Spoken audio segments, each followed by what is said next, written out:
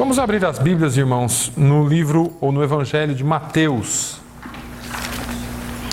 Mateus, capítulo de número 13.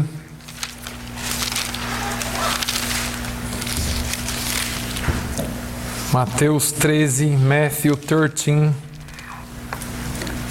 Mateus 13, versículos 24 em diante. Matthew 13, verse 24 to 30. 24 ao 30. Mateus 13, 24 ao 30. Essa é uma parábola de Jesus que todos nós conhecemos. Eu quero ler a parábola e nós vamos aprender um pouquinho sobre aquilo que Deus tem para nós nessa manhã.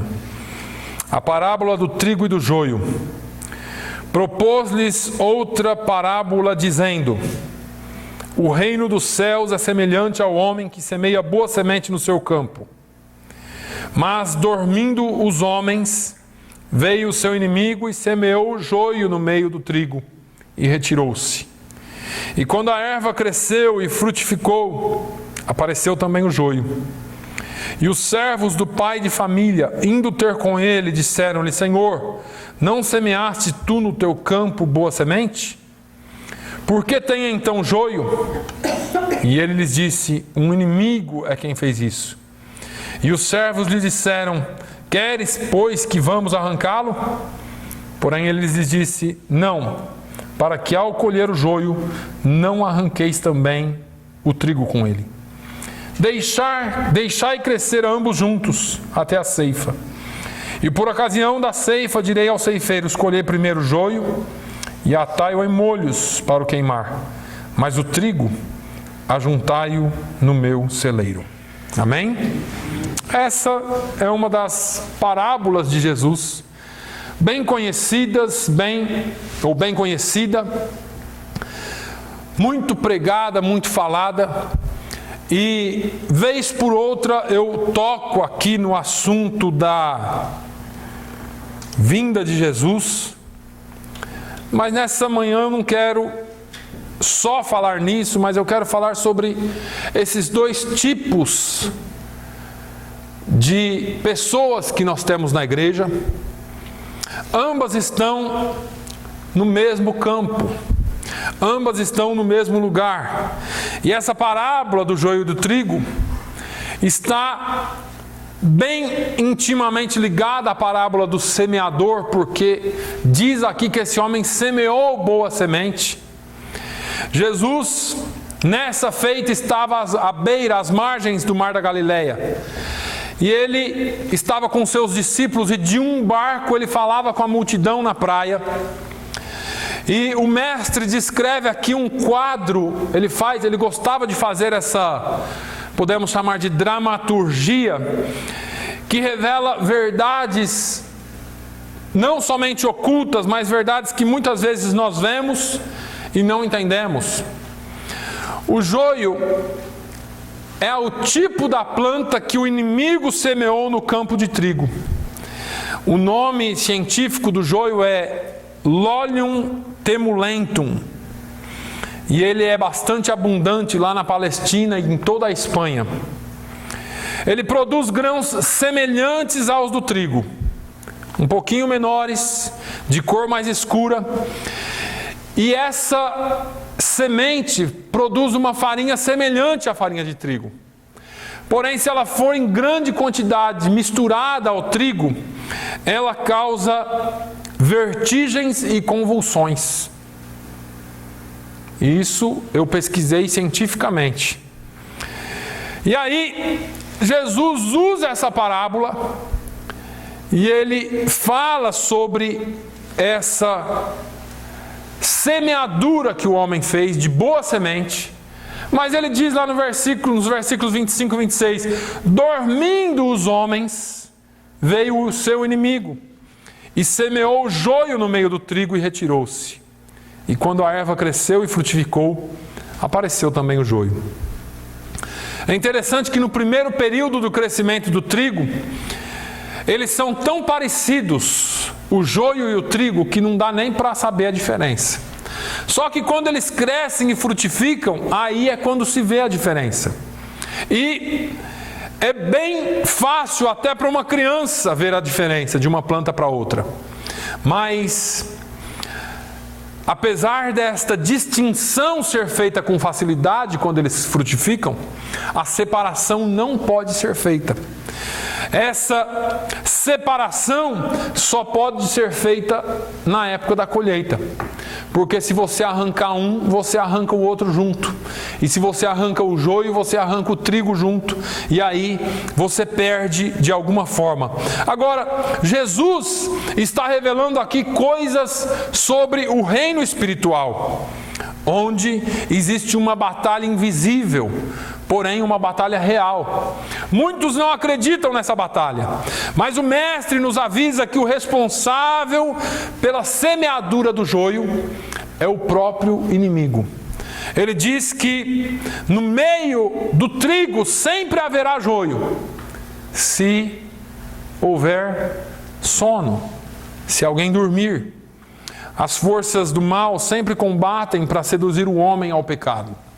As forças do mal sempre combatem para introduzir o homem às injustiças, induzir a desobediência a Deus, tentando semear coisas no coração do ser humano.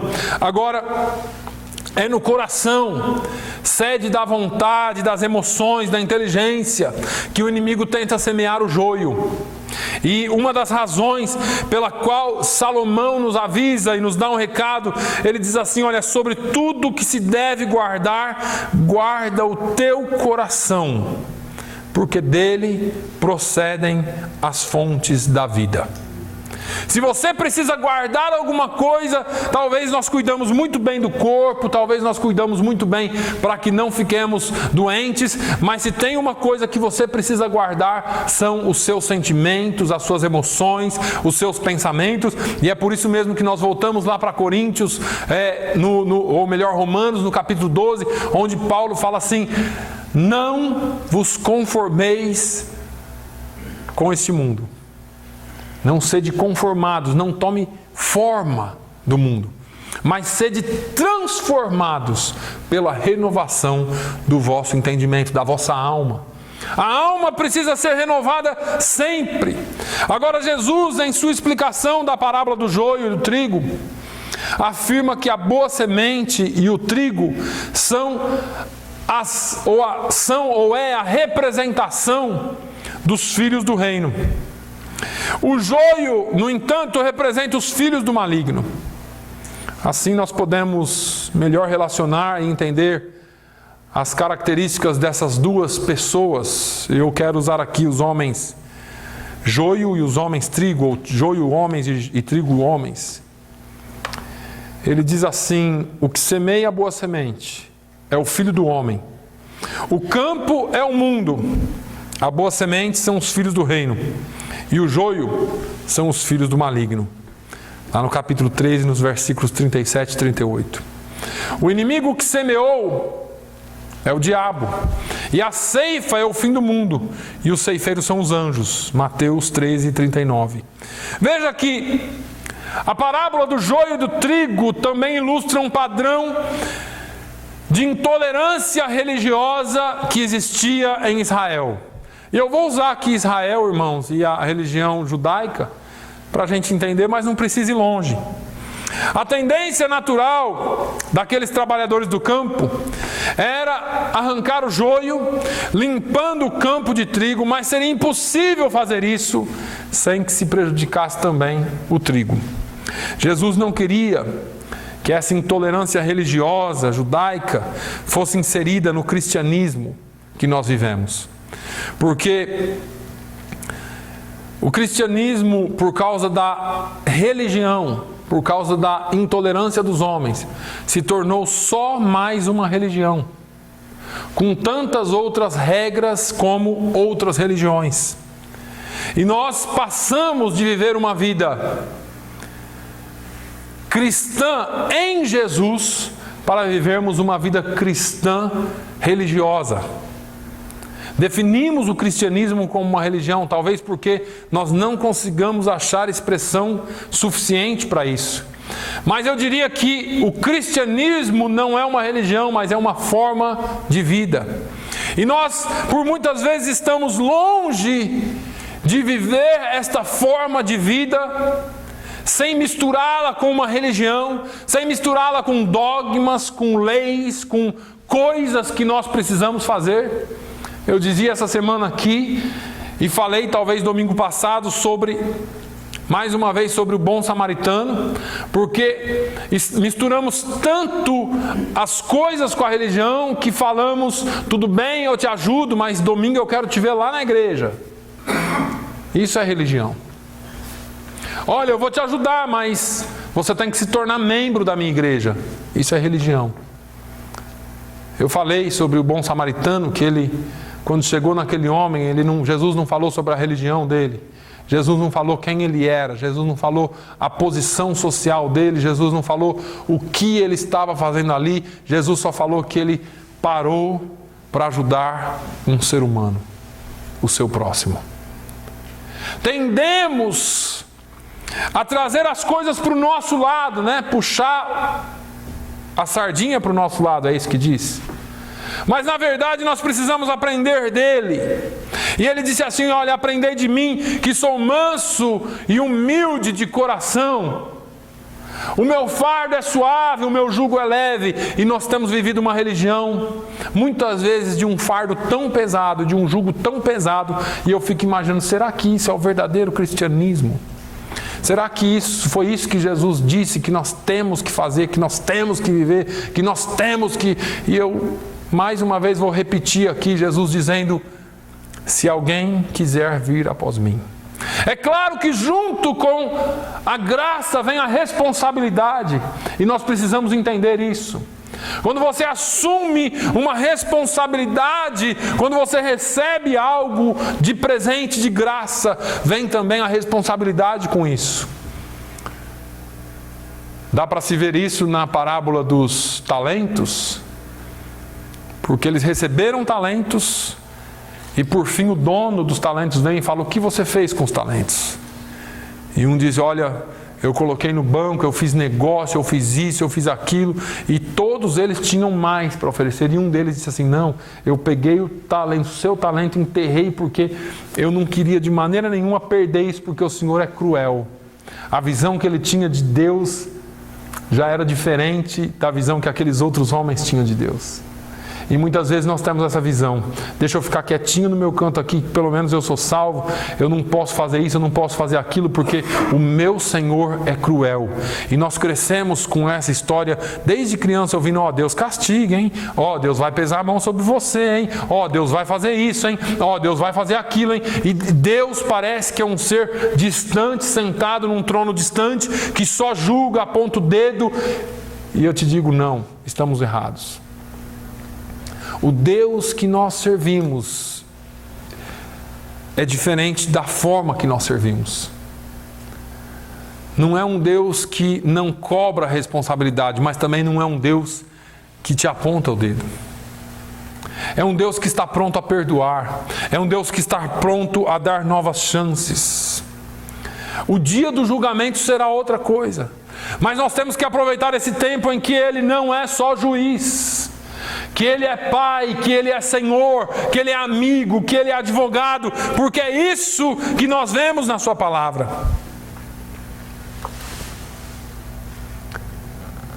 Jesus nos mostra que não nos cabe julgar quem é o homem trigo e quem é o homem joio. Enquanto eu preparava essa palavra aqui, eu fiquei um pouco preocupado, irmãos. Eu vou citar um acontecimento aqui, também não quero julgar ninguém, mas pela palavra de Deus eu tenho um pouco de autonomia para fazer isso, porque em diversos níveis nós sempre julgamos. Você tem que julgar o que é bonito, o que é feio, o que é bom, o que é ruim. Nós julgamos, claro que nós julgamos. Quando se diz respeito à salvação, nós não julgamos. Mas Jesus deu um título para nós: inspetores de frutos. Então ele diz assim: olha, vocês pelo fruto vai conhecer a árvore. Aconteceu um fato aqui recentemente, e eu não quero citar nome, não pertence a nós, mas uma pessoa veio e contou uma experiência que teve. E uma dessas experiências que eu odeio ouvir, essa pessoa disse que fez uma consagração muito longa e que no final dessa consagração Deus falou com ele, colocou uma pérola na mão dele e disse que a tradução daquela pérola era que Jesus voltaria antes das Olimpíadas. Eu falei, bom, Maranata, né? Ora vem Senhor Jesus, mas então Jesus que eu sirvo deve ser louco. O primeiro pensamento meu foi esse, com todo respeito. O Jesus que eu sirvo deve ser louco. Porque o Pedro, Tiago, João, os outros discípulos não tinham valor nenhum para Jesus. Ou então esse homem ele é especial. Porque quando os discípulos perguntaram para Jesus lá em Atos 1, Jesus, quando que o Senhor vai estabelecer o seu reino? Quando que essas coisas vão acontecer? Jesus disse assim, aos homens, dizendo ao ser humano, não é dado conhecer tempos e estações. Ponto. E aí Jesus vem e fala o que eles precisam fazer. Continua trabalhando, anuncia o Evangelho, faz. Quando eu vim, eu vim. Quando chegar o tempo, eu vou vir. Aí eu vejo essas revelações de que Jesus vai voltar amanhã, de que Jesus vai voltar em setembro, de que Jesus vai voltar em janeiro. E a gente vai ficando... A igreja parece que vai ficando louca. Isso aconteceu essa semana. A pessoa falou para mim, ó, vou falar só para o senhor, que eu senti de falar para o senhor, Jesus volta antes das Olimpíadas. Eu falei, amém. Olha que bênção, já estou me sentindo mais abençoado que os outros. Aí, a pessoa me falou outra coisa. Lembra de um evento que nós fomos? Eu falei, lembro. Enquanto eu estava lá, Deus me falou um negócio incrível. E eu fico preocupado quando esse negócio de Deus me falou, que o sujeito vive em outro nível, né? Nós somos perdendo todo o tempo na igreja. Porque Deus fala tanto particularmente com ele que a gente pode rasgar a Bíblia. Aí, o Deus me falou naquele dia que só uma pessoa lá era salva. Primeiro ele me perguntou quantas pessoas tinham. Eu falei, mais de 100. Só de portugueses tinha uns 70. E depois os americanos tinha mais de 100. Tinha quase 200 pessoas. Olha, Deus me revelou que só um era salvo. Eu falei, puxa vida, que coisa. E eu vou falar para o Senhor, era o Senhor. E no meu pensamento eu falei, para trás de mim, Satanás. Estou falando sério, irmãos. Porque a gente não precisa desse tipo de elogio do diabo. Está cheio de gente dentro da igreja que pensa que é trigo, mas é joio. E aí vem as outras profetadas, os outros revelamentos, né? Porque revelação e profecia passou longe disso aí. E eu fico imaginando onde foi parar a Bíblia para essas pessoas. Nós não podemos julgar a pessoa, mas o fruto eu posso. E pelo fruto a gente conhece. Agora, como que as pessoas se deixam levar por isso é que eu não sei. Porque a gente sabe que a profecia é a palavra de Deus. A gente sabe que Deus deixou tudo que nós precisamos aqui. E eu sempre falo para os irmãos, eu creio em profecia, eu creio em revelação, só que Deus nos deixou a palavra. Se a profecia vai contra a palavra, então aquela profecia não vem de Deus, porque Deus não é louco, irmãos. Deus não fala contra si mesmo. Ele fala hoje que te ama e amanhã ele fala que te odeia. Isso não provém de Deus. Isso não provém, não é possível. Irmão Manuel, irmão Antônio, tudo para o inferno para essa pessoa. Porque ninguém lá era salvo, irmão Antônio, no evento que nós fomos. Os outros irmãos que estavam lá, todo mundo buscando aprender de Deus. E eu fiquei bobo porque a pessoa falou assim, só você era. E eu pensei, e você? É claro que ele está num patamar superior, então ele não precisa se incluir nesse tipo de gente. E me desculpem, às vezes é até chato falar isso, mas é para os irmãos entenderem que nós temos um guia, e o guia é a palavra de Deus. O guia não é revelação de alguém, o guia não é profecia de alguém, o guia é a profecia que Deus já nos deixou, é a sua palavra. E nós precisamos entender e saber disso, e conhecer a palavra de Deus. Se eu não conhecesse, eu já ia sair daqui que nem um pavão. Nossa, só eu sou salvo. Oh, pode vir, Jesus. Estou pronto. Estou pronto para subir. E olha, ele ainda falou para mim, hein? Quando ele vem. Então eu vou fazer umas bagunças até a Olimpíada. E depois na Olimpíada eu peço perdão e ele volta e está tudo bem. Não é assim. A vida, nós temos que viver a palavra de Deus sempre e confiando na palavra de Deus sempre. E aí a gente vai determinando quem é joio e quem é trigo. A vida desses homens, trigo, desse ser humano que é trigo, tem que ser protegida a qualquer custo. Sem dúvida, o poder do joio está na imagem, e eu vou explicar para vocês. Eles praticam mais ou menos um estelionato espiritual, uma coisa de aparência. Ele parece ser trigo, mas não é.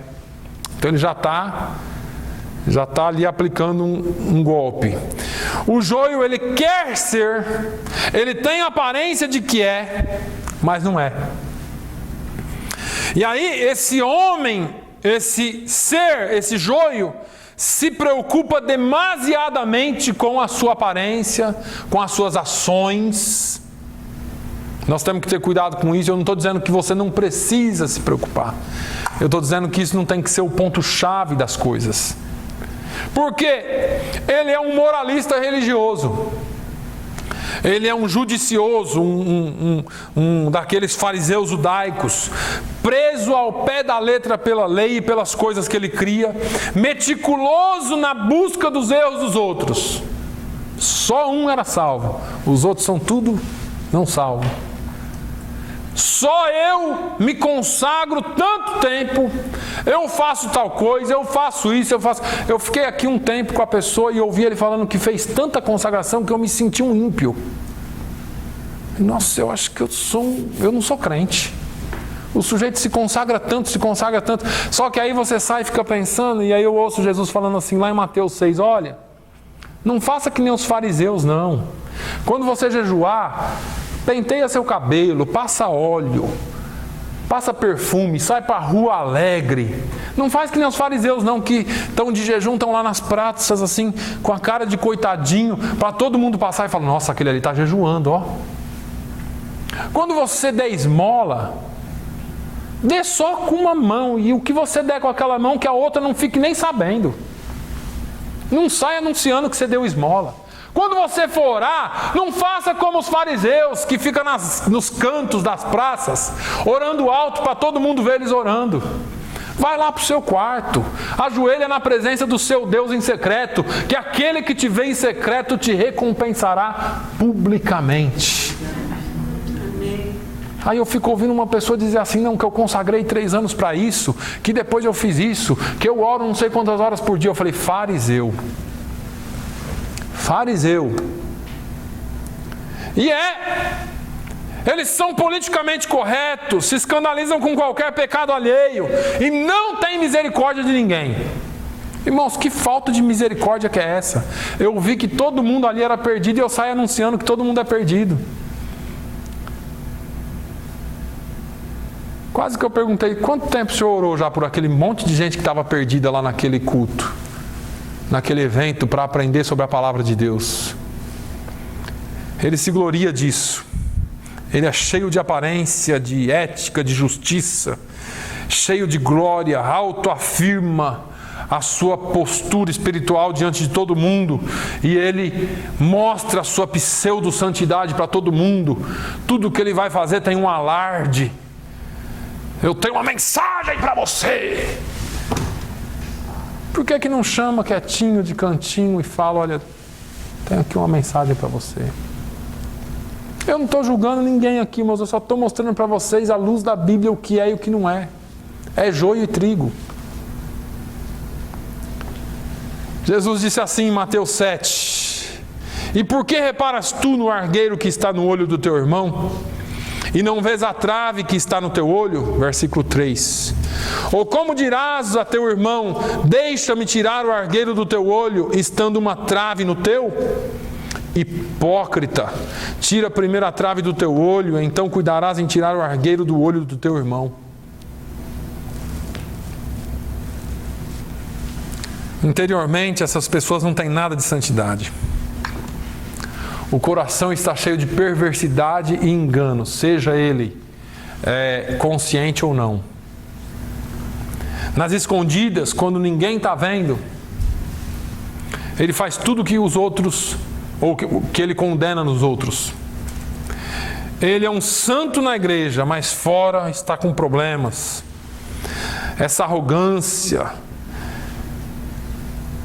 essa pseudo-santidade que passa pelos outros na rua e não vê quem está do seu lado precisando de ajuda, que vem para a igreja para entregar mensagens que ele diz que recebeu dos céus, mas que não tem coragem de estender a mão para um irmão que está em necessidade.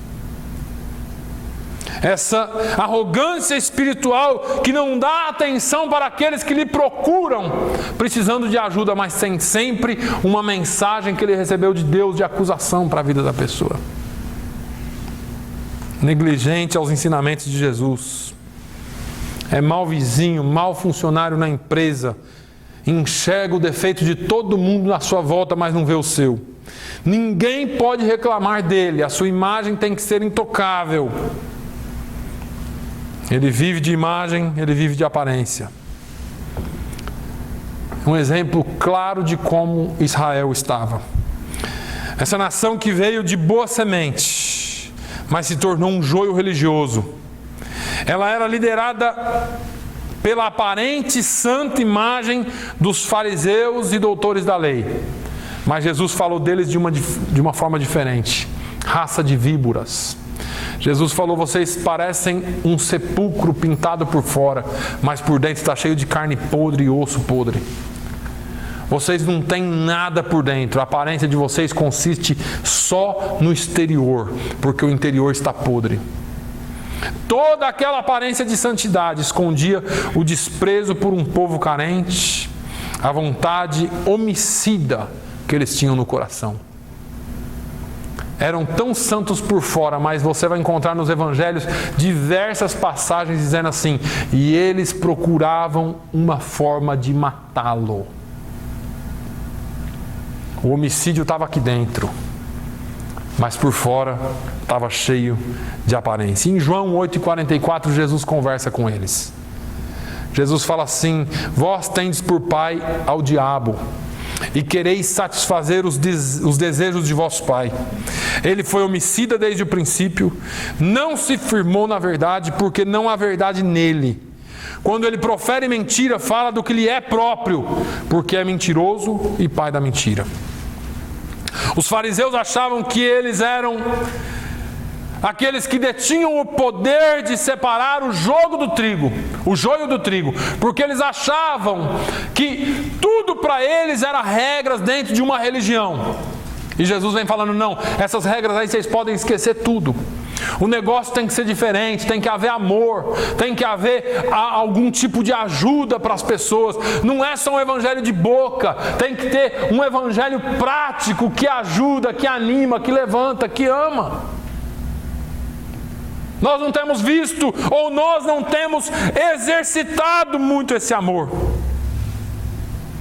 Eles acreditavam tanto nisso que, por final, se tornaram em joio e foram rejeitados por Deus. Agora, a característica principal do trigo não é o ter aparência, é o ser. Porque quem é não precisa fingir que é. O trigo não precisa se vestir de trigo, ele é trigo. Ele não precisa parecer com trigo, ele é trigo. O trigo é. E isso faz referência a um Deus que se define dizendo: eu sou o que sou. Eu sou tudo e todas as coisas. Não precisa parecer justo, Não se preocupe em demasia com a sua própria imagem. Mas quando era necessário, ele entrava na casa dos pecadores e comia com eles. E tudo isso era por amor. E eu tenho falado aqui um pouco sobre essa palavra amor. E a minha questão sempre, ultimamente, tem sido: onde está o amor da igreja? Como igreja, não como congregação só aqui, mas como igreja num todo. A igreja de Cristo na terra tem se esfriado de tal forma que nós estamos deixando de ouvir o clamor dos perdidos. E existem muitos perdidos.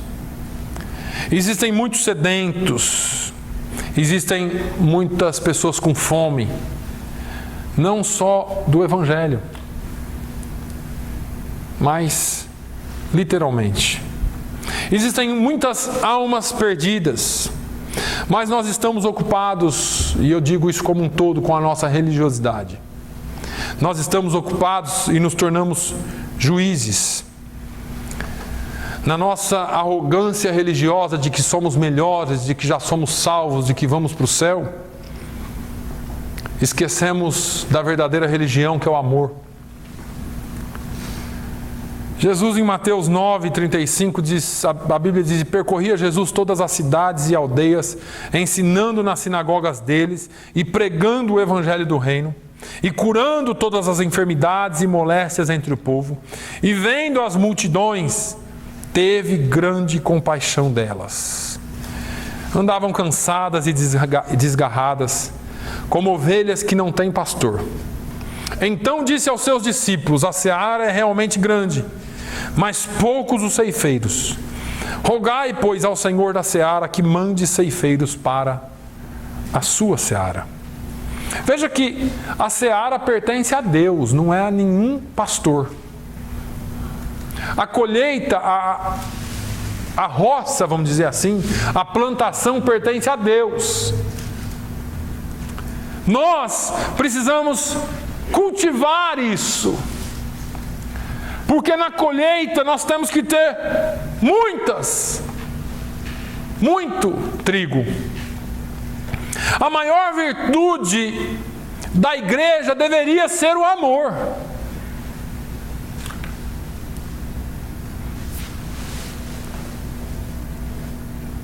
E por causa do amor, nós deveríamos estar cheios de misericórdia pelos perdidos e cheios de perdão pelas pessoas.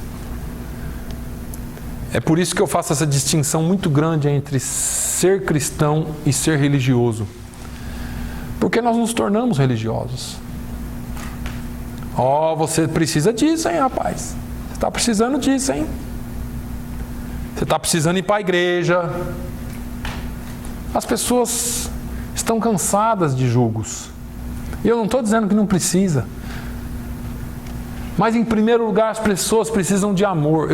Ontem eu e o irmão Manuel estávamos conversando no pátio do Sans Club, e se aproximou um rapaz. E nós começamos, um rapaz, 50 anos, ele começou a conversar com a gente. Depois eu passei até mais um tempinho conversando com ele. Ele pedindo alguma coisa, sabe, pedindo esmola. E aí eu comecei a conversar com ele. E aí, num dado momento, ele falou assim: eu não estou precisando tanto de dinheiro quanto eu estou precisando de pessoas. Eu não preciso muito de dinheiro, apesar das minhas contas estarem atrasadas, apesar de não ter muita comida em casa, mas eu estou precisando de gente, de ser humano que me ouça, que converse comigo, que gaste tempo comigo.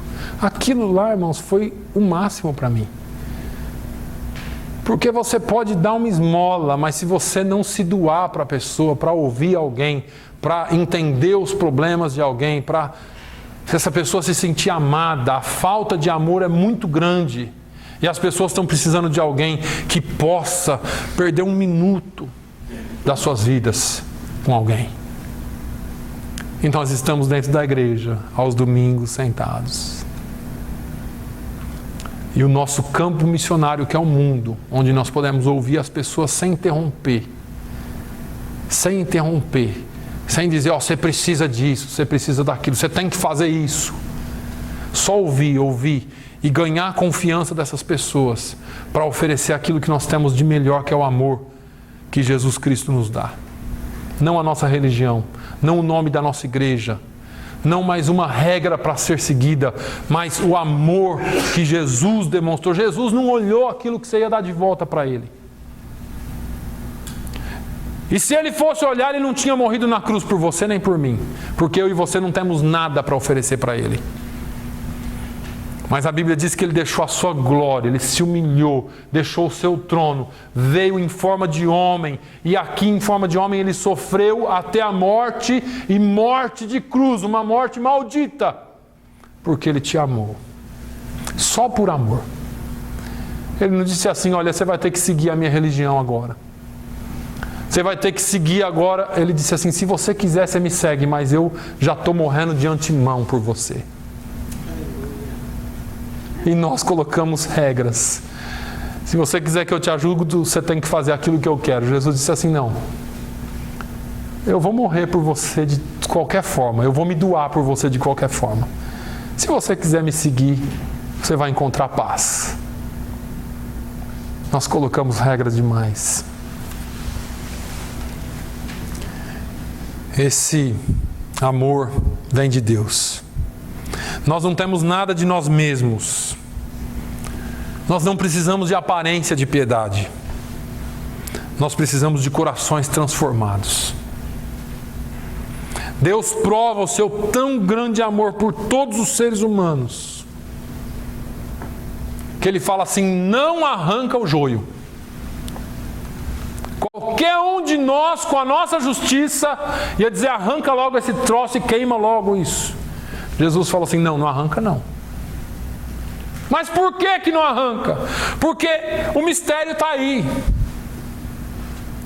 Na biologia, joio é joio e trigo é trigo, certo? Para Deus não. Para Deus o joio ainda pode ser transformado em trigo. Para Deus ainda há uma esperança. Para os homens é impossível, mas para o nosso Deus tudo é impossível. Para o nosso Deus nada é impossível. Deus pode transformar esse joio em trigo e usá-lo poderosamente na sua obra. Se você for lá na sua casa em João 3, você vai ler a história do encontro de um fariseu com Jesus. O nome dele era Nicodemos, ele era doutor da lei, sabia tudo de lei. E eu acho que ele começou a ficar meio encucado, meio encabulado com as coisas que Jesus dizia. Ele não via nada daquilo na religião. Ele foi atrás de Jesus. À noite, ele tinha vergonha de dia, porque ele ia ser mal falado. E ele chegou lá diante de Jesus, quis discutir um pouco de teologia com Jesus. A teologia de Jesus é diferente da nossa. Aquelas gias, os estudos para Jesus, é tudo misturado uma coisa só, no amor. E Jesus amou aquele homem, falou para ele o que ele tinha que fazer. Ele recebeu a palavra de Jesus, saiu dali transformado. A Bíblia não fala muito mais dele. A Bíblia vai falar dele em duas outras circunstâncias.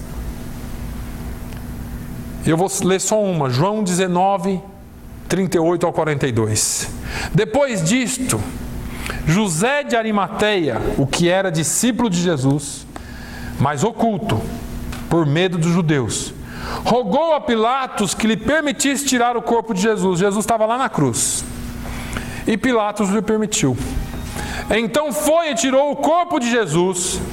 E foi também Nicodemos, aquele que anteriormente se dirigira de noite a Jesus, levando quase 100 arráteis de um composto de mirra e aloés. Tomaram, pois, o corpo de Jesus e o envolveram em lençóis com as especiarias, como os judeus costumavam fazer na preparação para o sepulcro. E havia um horto naquele lugar onde fora crucificado, e no horto um sepulcro novo, em que ainda ninguém havia sido posto. Ali, pois, por causa da preparação dos judeus e por estar perto daquele sepulcro, puseram a Jesus. Foi José de Arimateia e Nicodemos, o joio que havia sido transformado em trigo. Ele foi um dos que tirou Jesus da cruz e ajudou a sepultar Jesus. E ele ainda ofertou quase 100 arráteis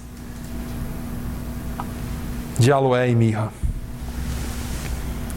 Deixa eu dizer para você, eu não sei qual é a posição espiritual que você se encontra. Eu não sei qual que é a posição espiritual que nós nos encontramos. Mas não existe nada que o Senhor não possa fazer. Não existe coração duro que não possa ser quebrantado por Ele. Não existe joio que não possa ser transformado em trigo. Não existe nada que Ele não possa fazer. Qual é a nossa missão? Amar. Orar pelo joio, se você entende que alguém é joio. Temos que entregá-los na mão do Pai, com súplicas de perdão. Agora a palavra, ela é bem clara, irmãos. O nosso texto diz no final, o nosso texto principal: deixai crescer ambos juntos até a ceifa. Por ocasião da ceifa, direi aos ceifeiros: colhei primeiro o joio e atai-o em molhos para o queimar. Mas o trigo ajuntai-o no meu celeiro. Deus tem destinos preparados para ambos, joio e trigo. Joio, fogo.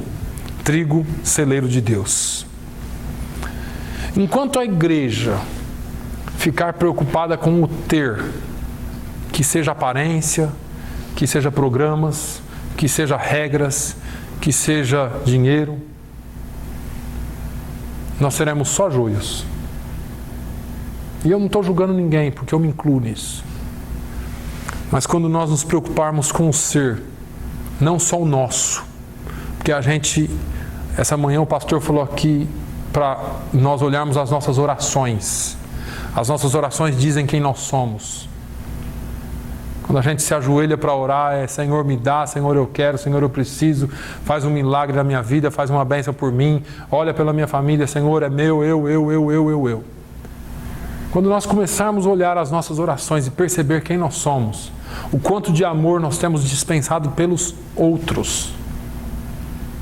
Pelos outros. Irmãos, eu estou quase para dizer que você não precisa orar por você, quando você amar o próximo.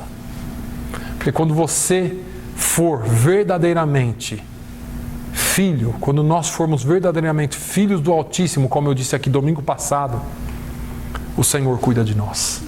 Porque Deus não desampara filho seu. Amém? Feche os seus olhos, nós vamos orar e depois nós vamos servir a ceia. Senhor, eu te louvo, eu te agradeço por esse dia, te agradeço, Senhor, pela oportunidade de compartilhar a tua palavra. Às vezes a palavra é dura, Senhor, porque mostra e revela aquilo que nós somos. Mostra e revela aquilo que vai no coração do homem.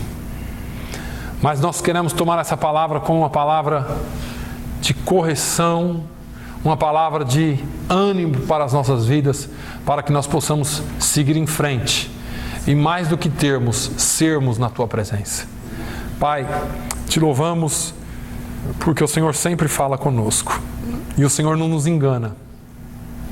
O Senhor fala a verdade e a verdade é própria de Ti, porque o Senhor é o caminho, a verdade e a vida. Pai, continue nos dando sabedoria para lidarmos com as coisas da vida. E ainda que venham os joios, nós possamos discernir entre joio e trigo e orarmos por aqueles que precisam de uma transformação. Continue conosco, é o que eu te peço, no nome de Jesus. Amém.